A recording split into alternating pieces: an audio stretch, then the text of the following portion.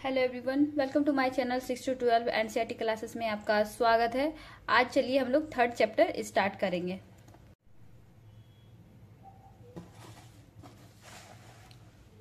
Chapter 3 राज्य शासन कैसे काम करता है।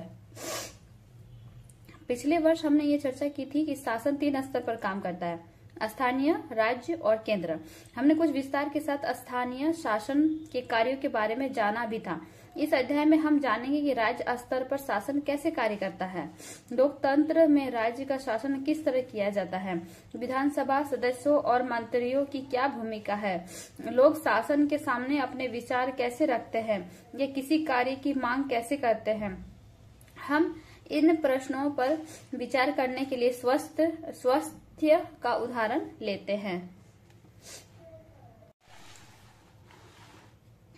विधायक कौन होता है? उपरोक्त भाग में आपने पातालपुरम की कुछ घटनाओं के बारे में पढ़ा, जो कि ऊपर दिया हुआ है।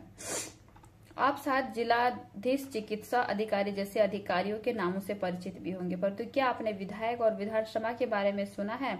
क्या आप अपने क्षेत्र के विधायक यानी एमएलए से परिचित हैं? क्या आपको पता है कि वे किस पार्टी के हैं? विधानसभा के सदस्य को विधायक एमएलए कहा जाता है। MLA member of legislative assembly का संक्षिप्त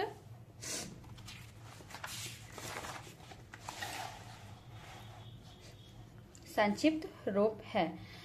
एमएलए का चुनाव जनता द्वारा किया जाता है, फिर वे लेजिस्लेटिव असेंबली के मेंबर यानी विधानसभा के सदस्य माने जाते हैं और सरकार बनाते हैं। इस प्रकार से हम कह सकते हैं कि विधायक जनता का प्रतिनिधित्व करते हैं। नीचे दिए गए उदाहरण से यह बात और अधिक स्पष्ट हो जाएगी। भारत के हर राज्य में एक विधानसभा है। हर राज्य कई निर्वाचन क्षेत्रों में बटा है। उदाहरण के लिए यदि एक मानचित्र को देखिए तो इसमें दर्शाया गया है कि हिमाचल प्रदेश में 68 निर्वाचन क्षेत्र में बटा और हर निर्वाचन क्षेत्र से जनता एक प्रतिनिधि चुनती है जो विधानसभा का सदस्य यानी विधायक बन जाता है। आपने ध्यान दिया होगा कि चुनाव में लोग अलग अलग पार्टी के नाम से खड़े होते हैं, इसलिए ये विधायक अलग अलग राजनीतिक दलों के होते हैं।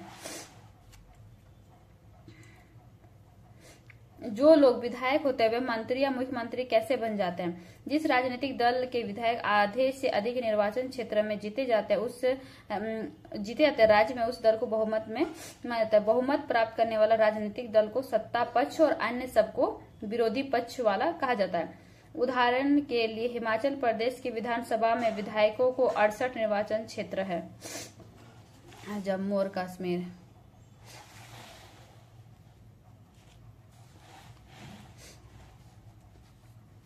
विभिन्न राजनीतिक दलों के उम्मीदवार ने 2017 का विधानसभा चुनाव जीता और वे विधायक बन गए। विधानसभा में कुछ विधायकों की संख्या 68 है, इसलिए बहुमत प्राप्त करने के लिए किसी भी राजनीतिक दल को 34 से अधिक विधायकों की आवश्यकता होगी। भारतीय जनता पार्टी के 44 विधायक होने के कारण उन्हें बहुमत मिल गया और वे सत्ताधारी दल के सदस्य बन गए। अन्य सब विधायक विरोधी दल के सदस्य बन गए।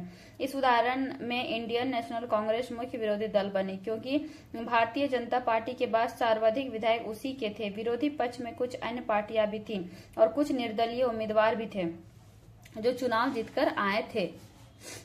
चुनाव के बाद सत्ताधारी दल के विधायक अपने नेता का चुनाव करते हैं जो मुख्यमंत्री बनता है। इस उदाहरण में भारतीय जनता पार्टी के विधायकों ने श्री जयराम ठाकुर को अपना नेता चुना और वे मुख्यमंत्री बन गए। इसके बाद मुख्यमंत्री मंत्रियों का चयन करता है। चुनाव के बाद राज्य का राज्यपाल मुख्यमंत्री और अन्य मंत्रियों की नियुक्ति करता है।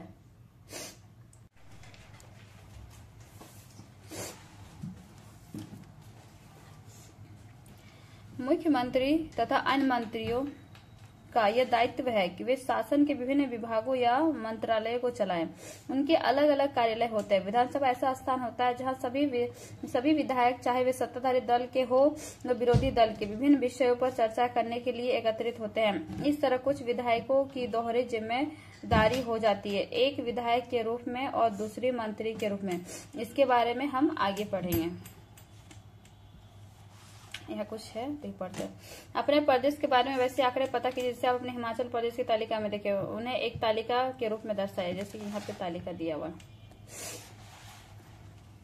राज्य का प्रमुख राज्यपाल कहलाता है। उसकी नियुक्ति केंद्र सरकार द्वारा यह सुनिश्चित करने के लिए की जाती है कि राज्य सरकार संविधान के नियमों एवं अधिनियमों के अनुसार अपना हिलाओ मत राज्यपाल का प्रमुख राज्यपाल कहलाता है। उसकी नियुक्ति केंद्र सरकार द्वारा यह सुनिश्चित करने के लिए की जाती है कि राज्य सरकार संविधान के नियमों एवं अधिनियमों के अनुसार अपना कामकाज चलाए। अपने राज्य के राज्यपाल का नाम पता कीजिए।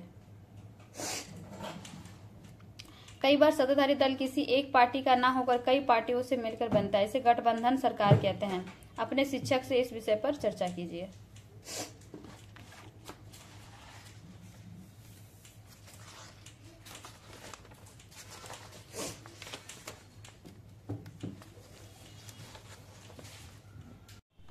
एवरीवन, फर्स्ट पार्ट यहीं तक रहने देते हैं, सेकंड पार्ट का क्लास आपका कल तक आ जाएगा। Okay, bye bye.